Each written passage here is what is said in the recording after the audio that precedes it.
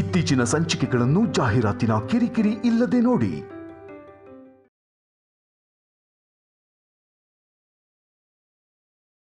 ಒಂದು ಸಂಸಾರ ಅಂದಮೇಲೆ ಒಬ್ರಿಗೊಂದು ಮಾತು ಬರುತ್ತೆ ಹೋಗುತ್ತೆ. ನೀನು ತಿದ್ಕೋತೀಯ ಅಂತ ಅನ್ಕೊಂಡೆ, ನೀ ತಿದ್ಕೊಳ್ಳಿಲ್ಲ. ಕೋಪ ಇರುತ್ತೆ, ಯಾಕೆಂದ್ರೆ ನಿನ್ನ ವಯಸ್ಸಲ್ಲಿ ದೊಡ್ಡೋಳು, ಜೊತೆಗೆ ಸಂಸಾರದ ಅನುಭವನೂ ಇದೆ. ಇವತ್ತಲ್ಲ ನಾಳೆ ಸರಿ ಹೋಗ್ಬೋದು ಅಂತ ಕಾದೆ, ಆದ್ರೆ ನಿನ್ನಲ್ಲಿ ನನಗೆ ಯಾವ ಬದಲಾವಣೆನೂ ಕಾಣಿಸ್ಲಿಲ್ಲ.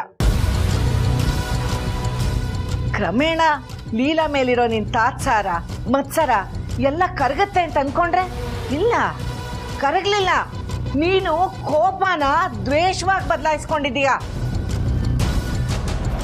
ಕೋಪ ಕರಗಬಹುದು, ಆದ್ರೆ ದ್ವೇಷ ಕರಗಲ್ಲಮ್ಮ, ಯಾವತ್ತೂ ಕರಗಲ್ಲ.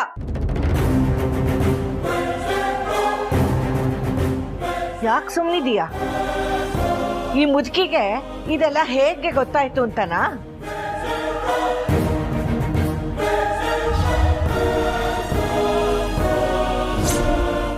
ಪುರೋಹಿತ್ರೆ, ನನಗಾಗಿ ಇಷ್ಟೊಂದು ದುಡ್ಡು ಏನಿದು? ಈ ಕಾಲದಲ್ಲಿ ಎಲ್ಲ ವಸ್ತುಗೂ ಒಂದು ಬೆಲೆ ಇದೆಮ್ಮ, ಆದರೆ ಇವತ್ತು ನನ್ನ ನಾಲ್ಗೆಗೆ ಇಷ್ಟು ಬೆಲೆ. ಏನ್ ಹೇಳ್ತಿದ್ದೀರಾ ಪುರೋಹಿತ್ರೆ? ಸ್ವಲ್ಪ ಬಿಡ್ಸಿ ಹೇಳಿ. ನಿಮ್ಮ ಸೊಸೆ ಜಾಗದಲ್ಲಿ ಕಂಟಕ ಇದೆ, ಅವರು ಈ ಮನೆಯಲ್ಲಿದ್ದರೆ ಈ ಮನೆ ಸರ್ವನಾಶ ಆಗುತ್ತೆ ಅಂತ ಸುಳ್ಳು ಹೇಳಿದ್ರೆ ಈ ದುಡ್ಡು ನಂದಾಗತ್ತೆ. ನಿಮ್ಗೆ ಯಾರು ಈ ದುಡ್ಡನ್ನು ಕೊಟ್ಟಿದ್ದು? ದುರ್ಗಾ ಅವರು. ಒಂದು ಕ್ಷಣ ನನಗೆ ನಂಬೋಕ್ಕಾಗಲ್ಲಮ್ಮ,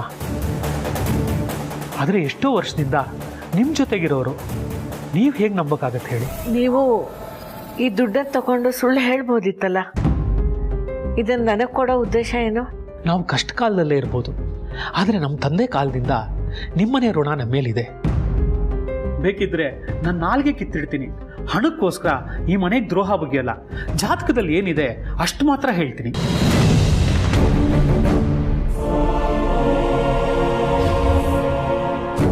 ಈ ಮನೆಗೋಸ್ಕರ ನೀನು ದುಡ್ದಿದೀಯ.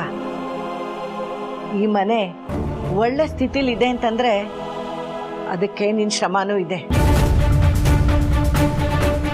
ಆ ಒಂದೇ ಒಂದು ಕಾರಣಕ್ಕೆ ನಿನ್ನನ್ನು ನೀನು ತಿದ್ಕೊಳ್ಳೋಕ್ಕೆ ನಾನು ನಿನಗೊಂದು ಅವಕಾಶ ಕೊಡ್ತಿದ್ದೀನಿ. ಅಜ್ಜಿ, ಹೆದರ್ಕೋಬೇಡ, ಈ ವಿಷಯ ನನ್ನಲ್ಲೇ ಇರುತ್ತೆ. ನೀನಾಗಿ ನೀನು ತಿದ್ಕೊಂಡ್ಯೋ ಬಚಾವ್, ಇಲ್ದೆ ಹೋದ್ರೆ ನಾನು ಮಾತ್ರ ಸುಮ್ಮನಿರಲ್ಲ. ಈ ಮಾತು ನೆನಪಿರ್ಲಿ. ಅಕಸ್ಮಾತ್ ಮರ್ತೋದ್ರೆ ಕೆನ್ನೆ ಮುಟ್ಟು ನೋಡ್ಕೊ, ನೆನಪಾಗುತ್ತೆ.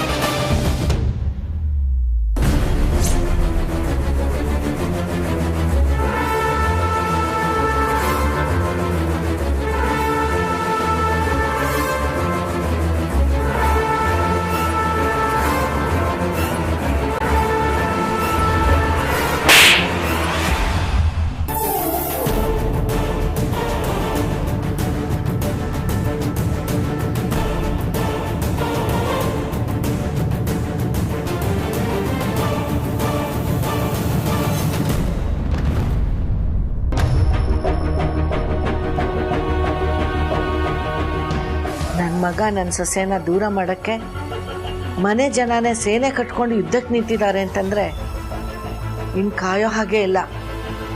ಎಷ್ಟು ಬೇಗ ಸಾಧ್ಯನೋ ಅಷ್ಟು ಬೇಗ ಇವರಿಬ್ಬರಿಗೂ ಮರುಮಾಂಗಲ್ಯ ಧಾರಣೆ ಮಾಡಿಸ್ಬೇಕು. ಹೋದ್ಸಲ ರಾಮಲೀಲಾ ತುಳಿದೇ ಇರೋ ಸಪ್ತಪದಿನ ಈ ಸಲ ಆಗೋ ಹಾಗೆ ನಾನು ಮಾಡ್ತೀನಿ. ಈ ಸಲ ಅವರಿಬ್ರು ತುಳಿಯೋ ಸಪ್ತಪದಿಯಿಂದ ರಾಮಲೀಲಾ ಜೋಡಿ ಜನ್ಮ ಜನ್ಮಕ್ಕೂ ದೂರ ಆಗಬಾರ್ದು. ಅವರಿಬ್ರು ಶಾಶ್ವತವಾಗಿ ಒಂದಾಗಿರ್ಬೇಕು. ನನ್ನ ಮಗ ನನ್ನ ಸೊಸೆ ನನ್ನ ಕಣ್ಮುಂದೆ ಅವ್ರ ಸಂಸಾರನ ಜೋಪಾನ ಮಾಡೋದನ್ನ ನಾನು ನೋಡಬೇಕು. ಇದೆಲ್ಲ ಆಗಬೇಕು ಅಂದರೆ ಆ ಭಗವಂತನ ಹೆಸರಲ್ಲಿ ಅವರಿಬ್ಬರ ಮಧ್ಯೆ ಮತ್ತೆ ಬೆಸಿಗೆ ಹಾಕಬೇಕು.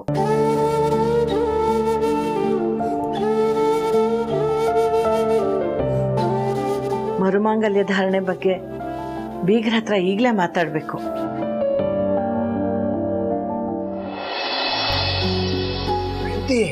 ಸ್ವಲ್ಪ ಬೇಗ ಬೇಗ ನಡಿಯಮ್ಮ. ಅಪ್ಪ ಅರ್ಜೆಂಟ್ ಮಾಡ್ಬೇಡ, ನಿಧಾನ. ನಿನ್ ಕಾಲ್ ಮೇಲೆ ಬಿದ್ರೆ ಏನ್ ಮಾಡ್ತೀಯಾ? ನನಗೆ ಇವತ್ತು ಆಗ್ತಾ ಇರೋ ಖುಷಿಗೆ ಕಾಲ್ ಮೇಲೆ ಇದಲ್ಲಮ್ಮ, ಬಾಂಬ್ ಬಿದ್ರು ಏನು ಗೊತ್ತಾಗಲ್ಲ. ಅಪ್ಪ ಈಗ್ಲೇ ಇಷ್ಟ ಖುಷಿನ ಖರ್ಚು ಮಾಡ್ಕೋಬೇಡ. ಅಕ್ಕ ಭಾವ ಬಂದ್ಮೇಲೂ ಸ್ವಲ್ಪ ಉಳಿಸ್ಕೋ. ಅದು ಮನ್ಸಿಂದ ಆಗಿರೋ ಖುಷಿ ಕಣಮ್ಮ. ಈ ಮನ್ಸು ಅನ್ನೋದಿದೆ ಅಲ್ಲ, ಅಕ್ಷಯ ಪಾತ್ರ ಇದ್ದ ಹಾಗೆ. ಒಂದ್ ಸ್ವಲ್ಪ ಖುಷಿ ಕೊಟ್ರೆ ಸಾಕು, ಖಾಲಿ ಮಾಡಕ್ ಆಗದೆ ಇರೋಷ್ಟು ವಾಪಸ್ ಕೊಡುತ್ತೆ. ಅಮ್ಮ ಬೇಗ ಬೇಗ ಕೆಲಸ ಮುಗಿಸೋಣ. ಸರಿ ಸರಿ.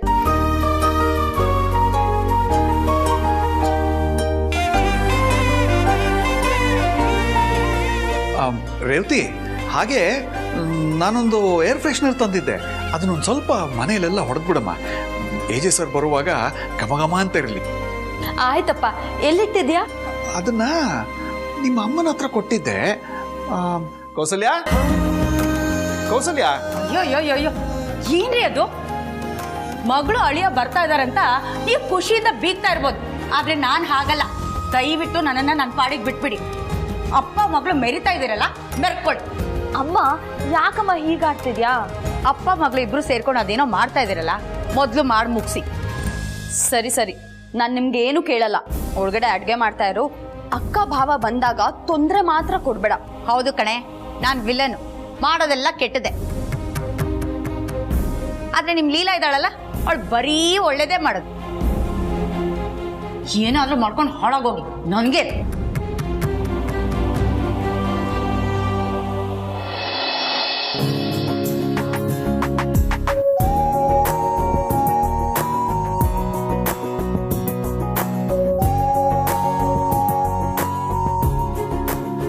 ನಾವು ಎಷ್ಟು ಸಲ ಈ ಮನೆಗೆ ಬಂದಿದ್ದೀವಿ. ಪ್ರತಿ ಸತಿ ಬಂದಾಗ್ಲೂ ಏನೋ ಒಂದು ದುಃಖನೋ ದುಗುಡನೋ ಇರ್ತಿತ್ತು. ಆದ್ರೆ ಈ ಸತಿ ಬರಕ್ಕೆ ತುಂಬಾ ಖುಷಿ ಆಗ್ತಾ ಇದೆ. ಅಮ್ಮ, ನಾವೆಲ್ಲ ಏನೇ ಆದರೂ ತುಂಬ ಈಸಿಯಾಗಿ ಟೈಮ್ ಮೇಲೆ ತಾಕ್ಬಿಡ್ತೀವಿ. ಆ್ಯಕ್ಚುಲಿ ಅದೆಲ್ಲ ಡಿಪೆಂಡ್ ಆಗೋದು ನಮ್ಮ ಮನಸ್ಥಿತಿ ಮೇಲೆ. ಆಗ ನಾವು ಈ ಮನೆಗೆ ಬರ್ಬೇಕಾದ್ರೆ ಒಬ್ಬೊಬ್ರು ಯೋಚನೆ ಒಂದೊಂದು ದಿಕ್ಕಲ್ಲಿತ್ತು. ಆದರೆ ಈಗ ಎಲ್ಲ ಸರಿ ಹೋಗಿ ಎಲ್ಲರ ಯೋಚನೆ ಒಂದೇ ದಿಕ್ಕಲ್ಲಿದೆ, ಅಷ್ಟೇ ವ್ಯತ್ಯಾಸ. ನಿಜ ರಾಮ್, ಮನಸ್ಸು ತಿಳಿಯಾಗಿದ್ರೆ ಯಾರೇ ಬಂದ್ರೂ ನಾವು ಅವರನ್ನು ಒಪ್ಕೋತೀವಿ. ನಡಿ ಹೋಗೋಣ. ಲೀಲಾ, ಬಂದಿರೋದು ನಿನ್ನ ತವ್ರ ಮನೆಗೆ, ನೀನು ಖುಷಿಯಾಗಿರ್ಬೇಕು. ಯಾಕೊಂಥರ ಡಲ್ ಆಗಿದೆಯಾ? ಇದೇ ಜಾಗದಲ್ಲಿ ಕೆಲವು ದಿನಗಳ ಹಿಂದೆ ಅಮ್ಮ ನನ್ನ ಮನೆಯಿಂದ ಹೊರಗಡೆ ಹಾಕಿದ್ಲು. ಆಗ ಇಡೀ ರಾತ್ರಿ ನಾನು ಚಳಿಲಿ ನಡಗಿದ್ದೆ. ಅವಾಗ ನೀವು ಇಲ್ಲಿಗೆ ಬಂದು ನನ್ನ ಕರ್ಕೊಂಡು ಹೋಗಿದ್ರಿ. ಅವಾಗ ನಿಮಗೆ ನನ್ನ ಮೇಲೆ ಪ್ರೀತಿನೇ ಇರಲಿಲ್ಲ. ಹಲೋ, ನನಗೆ ನಿನ್ನ ಮೇಲೆ ಪ್ರೀತಿ ಇದ್ದಿದ್ದಕ್ಕೆ ನೀನು ಪ್ರಾಬ್ಲಮ್ ಇದ್ದೀಯ ಅಂತ ಗೊತ್ತಾಗಿ ನಾನು ಇಲ್ಲಿಗೆ ಬಂದಿದ್ದು. ಏನೂ ಇಲ್ಲ. ಆ್ಯಕ್ಚುಲಿ ನಿಮ್ಮನ್ನ ಫಸ್ಟ್ ಲವ್ ಮಾಡಿದ್ದು ನಾನು, ಸೊ ನಾನೇ first. No, you are wrong. First ಯಾರು ಲವ್ ಮಾಡಿದ್ರು ಅನ್ನೋದಕ್ಕಿಂತ ಯಾರು ಜಾಸ್ತಿ ಲವ್ ಮಾಡ್ತಾ ಇದ್ದಾರೆ ಅನ್ನೋದು ಫಸ್ಟು. ಸೊ ನಾನು ಫಸ್ಟು. ಇಲ್ಲ, ನಾನೇ ಫಸ್ಟು. ಮೊದಲು ನಡೀರಿ ಒಳಗಡೆ, ಆಮೇಲೆ ನಿಮ್ಗೆ ಹೇಳ್ತೀನಿ ಯಾರು ಫಸ್ಟು ಅಂತ. ನಡೀರಿ.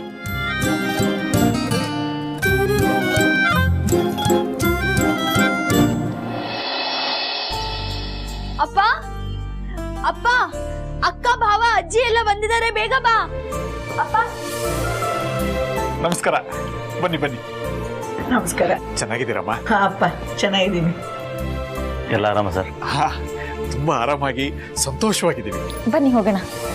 ಒಂದ್ ನಿಮಿಷ. ಯಾಕಪ್ಪ?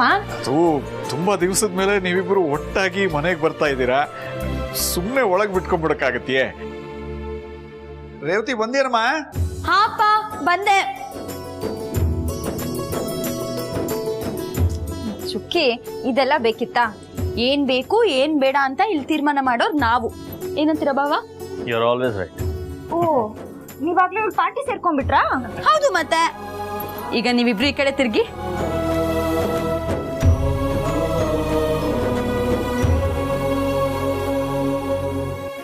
ನಿಮ್ಮಿಬ್ರು ಜೋಡಿಗೆ ಯಾವ ದೃಷ್ಟಿನೂ ಬೀಳ್ದೇ ಇರ್ಲಿ.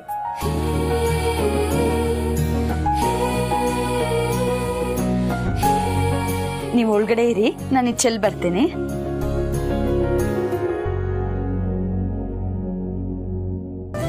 ನಿಮ್ಮ ನೋಡಿದ್ರೆ ಗೊತ್ತಾಗುತ್ತಮ್ಮ ನಿಮ್ಮ ಆರೋಗ್ಯ ಸುಧಾರಿಸಿದೆ ಅಂತ.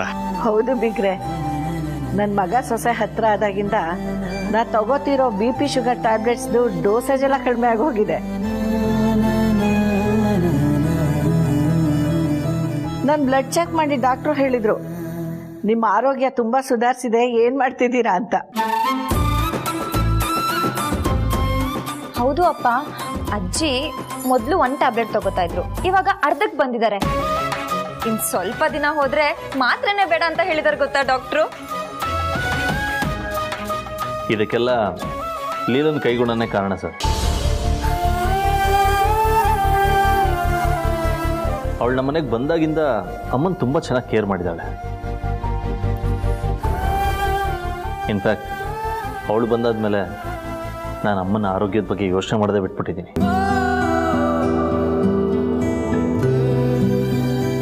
ಕೌಸಲ್ಯ ಎಲ್ಲಿ ಕಾಣ್ತಾ ಇಲ್ಲ? ಕೌಸಲ್ಯ ಅಡುಗೆ ಮಾಡ್ತಾ ಇದ್ದಾಳೆ.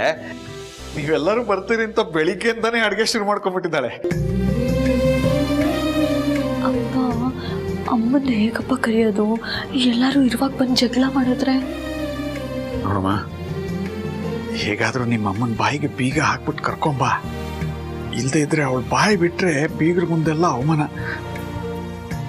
ಹೋಗಮ್ಮ, ಕರ್ಕೊಂಬಾ. ಸರಿಯಪ್ಪ, ಹೋಗಿ ಬರ್ತೇನೆ.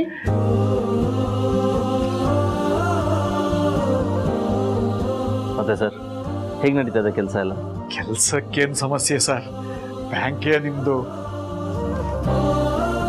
ನೀವಿರುವಾಗ ನಮಗೇನು ಸಮಸ್ಯೆ ಇರಕ್ಕೆ ಸಾಧ್ಯ ಹೇಳಿ? ಎಲ್ಲ ಚೆನ್ನಾಗಿ ನಡೀತಾ ಇದೆ.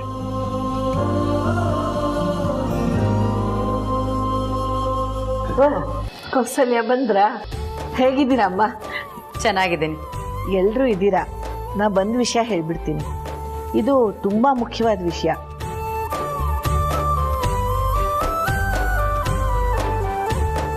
ಪುರೋಹಿತರು ನಮ್ಮ ಲೀಲಾ ಜಾತಕ ನೋಡಿ ಆದಷ್ಟು ಬೇಗ ಮರುಮಾಂಗಲ್ಯ ಧಾರಣೆ ಆಗಬೇಕು ಅಂತ ಹೇಳಿದ್ದಾರೆ.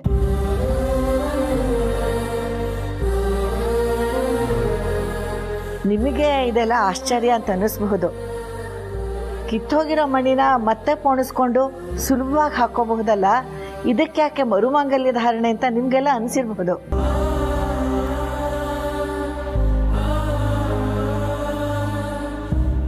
ಆದರೆ ಎಲ್ಲರೂ ಒಟ್ಟಾಗಿ ಸೇರಿ ಹಿರಿಯರೆಲ್ಲ ಖುಷಿಯಿಂದ ಆಶೀರ್ವಾದ ಮಾಡಿದರೆ ಆ ಸಂಬಂಧ ಶಾಶ್ವತವಾಗಿರುತ್ತೆ.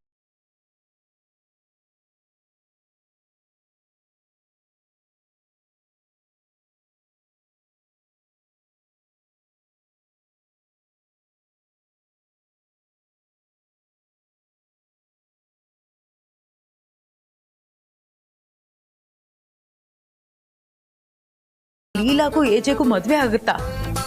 ಹಾಗಾದ್ರೆ ನಮ್ಮ ಲೆವೆಲು ಇನ್ನೂ ಎತ್ತರಕ್ಕೆ ಹೋಗುತ್ತೆ.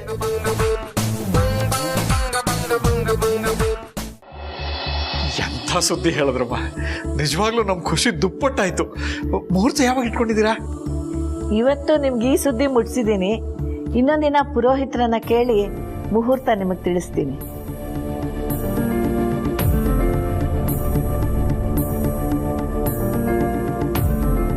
ಆಹಾ, ಇದು ಇದು ಸಿಹಿ ಸುದ್ದಿ. ಮತ್ತೊಂದ್ಸಲ ತಾಳಿ ಕಟ್ಟಿದ್ರೆ ಎಲ್ರ ಮುಂದೆ ನಾನೇ ಏಜೆ ಅತ್ತೆ, ಏಜೆ ನನ್ನ ಅಳಿಯ ಅಂತ ಬೀಗ್ಬೋದು. ಆಗ ನಮ್ಮ ರೇವತಿಗೆ ಎಂತೆಂತ ಗಂಡು ಸಿಗಲ್ಲ. ಭಾವ, ಅಲ್ಲಿ ನೋಡಿ ಅಕ್ಕ ಹೇಗ್ ನಾಚ್ಕೋತಿದ್ದಾಳೆ.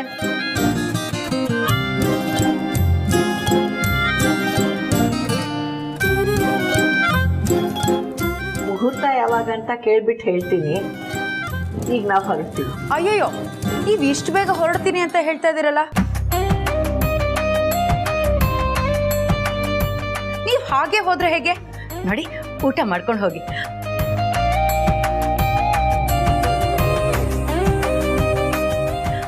ಅಳಿಯಂದ್ರೆ ನೀವಾದ್ರೂ ಸ್ವಲ್ಪ ಹೇಳಿ. ನೋಡಿ, ನೀವು ಹಾಗೆ ಹೋದ್ರೆ ನಮ್ಗೆ ತುಂಬಾ ಬೇಜಾರಾಗುತ್ತೆ.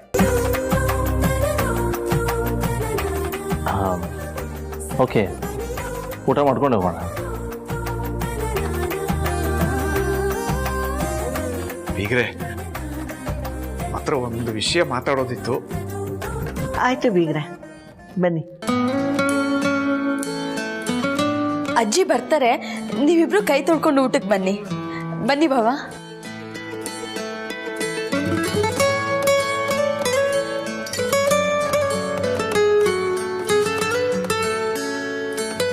ಹೇಳಿ ಬೀಗ್ರೆ. ಅಮ್ಮ, ಅದು ನಾನು ಹೀಗೆ ಕೇಳ್ತಾ ಇದ್ದೀನಿ ಅಂತ ದಯವಿಟ್ಟು ತಪ್ಪು ತಿಳ್ಕೊಬೇಡಿ. ನಮ್ಮ ಮಕ್ಕಳು ಚೆನ್ನಾಗಿರ್ಬೇಕು ಅಂತ ನಾವು ಎಷ್ಟು ಕಷ್ಟಪಟ್ಟಿದ್ದೀವಿ ಅನ್ನೋದು ನಿಮಗೆ ಗೊತ್ತು. ಆ ಭಗವಂತ ಇವಾಗ ಕಣ್ಬಿಟ್ಟಿರೋ ಹಾಗೆ ಕಾಣುತ್ತೆ. ನಮ್ಮ ಎಲ್ರ ಮುಂದೆ ಮುರಿದೋಗಿದ್ದ ಸಂಬಂಧ ಇವಾಗ ಮತ್ತೆ ಶುರು ಮಾಡಿಸಿದ್ದಾನೆ. ಏಜೇಸರು, ಲೀಲಾ ಒಂದಾದ್ಮೇಲೆ ಮೊದಲನೇ ಸಲ ಒಟ್ಟಿಗೆ ನಮ್ಮ ಮನೆಗೆ ಬಂದಿದ್ದಾರೆ. ಅವರು ಹೀಗೆ ಬಂದು ಹಾಗೆ ಹೊಟ್ಟೋದ್ರೆ ನನಗೆ ತುಂಬ ಬೇಜಾರಾಗುತ್ತಮ್ಮ. ಅದಕ್ಕೋಸ್ಕರ ಬೀಗ್ರೆ, ಸಂಕೋಚ ಪಟ್ಕೋಬೇಡಿ, ಅದೇನೇ ಇದ್ರೂ ಹೇಳಿ. ಅವರು ಒಂದು ಸ್ವಲ್ಪ ದಿನ ನಮ್ಮ ಮನೇಲಿ ಉಳ್ಕೊಂಡ್ರೆ ತುಂಬ ಸಂತೋಷ ಆಗುತ್ತಮ್ಮ. ಅದು ನೀವು ಒಪ್ಪಿದ್ರೆ ಮಾತ್ರ. ಒಂದಿನ ಇದ್ರೂ ನನಗೆ ಸಂತೋಷ ಆಗುತ್ತೆ. ಆ ಮನೇಲಿದ್ರೆ ಅಂತರ ಬಂದ್ಬಿಡ್ತಾಳೇನೋ, ನನ್ನ ಮಗ ಅವಳನ್ನ ನೋಡ್ಬಿಡ್ತಾನೇನೋ ಅಂತ ಭಯ ಆಗ್ತಿತ್ತು.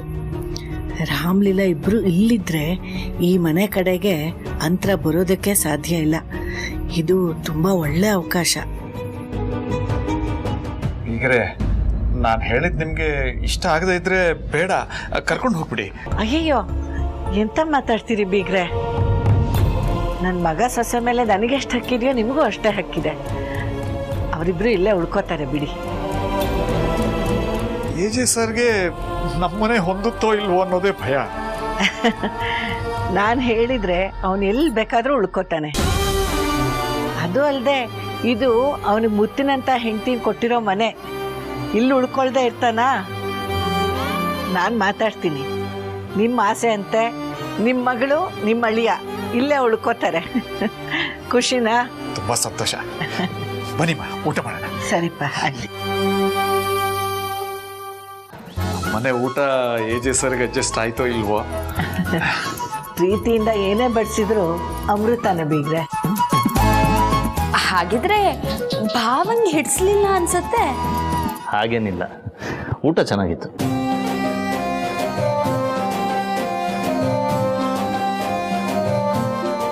ಹಾಗಲ್ಲ ಭಾವ, ನಿಮಗೆ ಪ್ರೀತಿಯಿಂದ ಅಕ್ಕ ಮಾತ್ರ ಬಡ್ಸಕ್ ಸಾಧ್ಯ ಅಲ್ವಾ, ಅದಕ್ಕೆ ಹಾಗಂದೆ.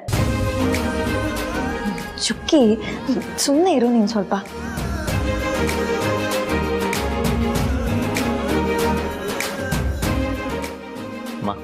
ಟೈಮ್ ಆಯ್ತು, ಹೊರಡೋಣ. ಒಂದು ನಿಮಿಷ. ಯಾಕಜ್ಜಿ? ಹೇಳ್ತೀನಿ.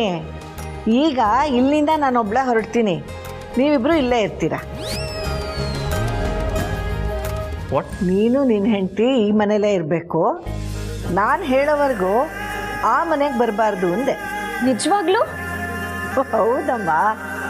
ಒಂದೆರಡು ದಿನ ಆಫೀಸು ಬಿಸ್ನೆಸ್ಸು ಎಲ್ಲ ಮರೆತು ಇಲ್ಲಿ ಆರಾಮಾಗಿರಿ.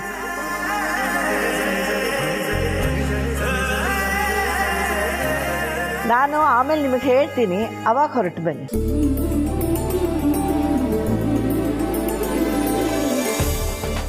ಸರ್ ತೊಂದರೆ ಆಗುತ್ತೆ ಅನ್ನೋದಾದ್ರೆ ಬೇಡ ಬಿಡಿ. ಅಯ್ಯೋ ಸರ್,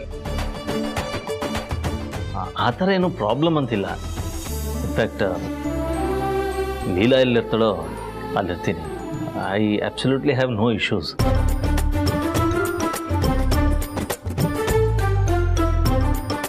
ಆಹಾ, ಅಳಿಯನೇ ನಮ್ಮ ಮನೇಲಿ ಇರ್ತಾರೆ ಅಂದರೆ ಸಾಕ್ಷಾತ್ ಕುಬೇರನ್ ಖಜಾನೆನೇ ನಮ್ಮ ಮನೇಲಿದ್ದ ಹಾಗೆ.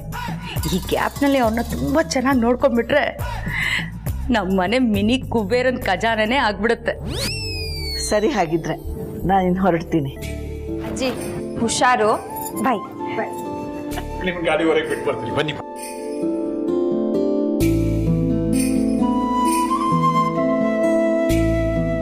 ರೀ, ವೆಲ್ಕಮ್ ಟು ನಮ್ಮ ಮನೆ.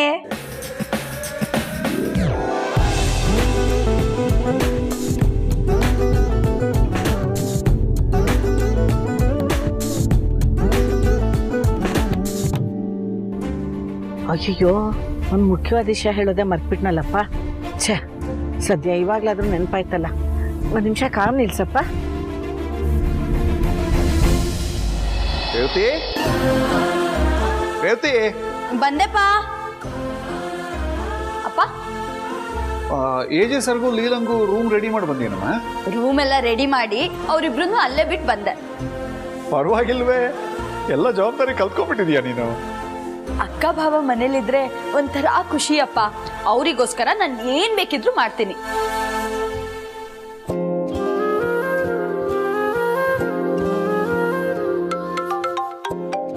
ಓ, ಈಗ ಫೋನ್ ಮಾಡ್ತಾ ಇದ್ದಾರೆ. ಏನಾದ್ರು ಬಿಟ್ಟು ಹೋಗಿದಾರ ನೋಡಮ್ಮ. ಹಾ, ನೋಡ್ತೀನಪ್ಪ. ಹೇಳಿಮ್ಮ. ಬಿಗ್ರೆ, ಒಂದು ವಿಷಯ ಹೇಳೋಕೆ ಮರ್ತು ಬಿಟ್ಟಿದ್ದೆ. ಪುರೋಹಿತರು ಜಾತಕ ನೋಡಿದಾಗ ಹೇಳಿದ್ರು, ಮರುಮಾಂಗಲ್ಯ ಧಾರಣೆ ಆಗೋವರೆಗೂ ರಾಮ್ಲೀಲಾ ಒಟ್ಟಿಗೆ ಇರಬಾರ್ದಂತೆ. ಈಗ ಅವರಿಬ್ರು ನಿಮ್ಮನೇಲಿ ಇರೋದ್ರಿಂದ ಅವರನ್ನು ನೋಡ್ಕೊಳ್ಳೋ ಜವಾಬ್ದಾರಿ ನಿಮ್ದು. ಅಯ್ಯೋ, ಏನ್ ಹೇಳ್ತಾ ಇದ್ದೀರಮ್ಮ? ಇಂಥ ಮುಖ್ಯವಾದ ವಿಷಯ ಮೊದಲೇ ಹೇಳೋದಲ್ವಾ? ರೇವತಿ ಈಗಾಗಲೇ ಅವರಿಬ್ರು ಒಂದು ರೂಮಲ್ಲಿ ಬಿಟ್ಟು ಬಂದಿದ್ದಾಳೆ. ಈಗ ಏನ್ ಮಾಡಕ್ಕಾಗತ್ತಮ್ಮ? ಅಯ್ಯಯ್ಯೋ ಬೀಗ್ರೆ, ನಾನಂತೂ ಅವ್ರಿಗೆ ಹೇಳಕ್ಕಾಗೋದಿಲ್ಲ. ನೀವು ಅವ್ರಿಗೆ ಹೇಗೆ ಹೇಳ್ತೀರೋ ನನಗೆ ಗೊತ್ತಿಲ್ಲಪ್ಪ. ಒಟ್ಟಲ್ಲಿ ಜವಾಬ್ದಾರಿ ನಿಮ್ದು.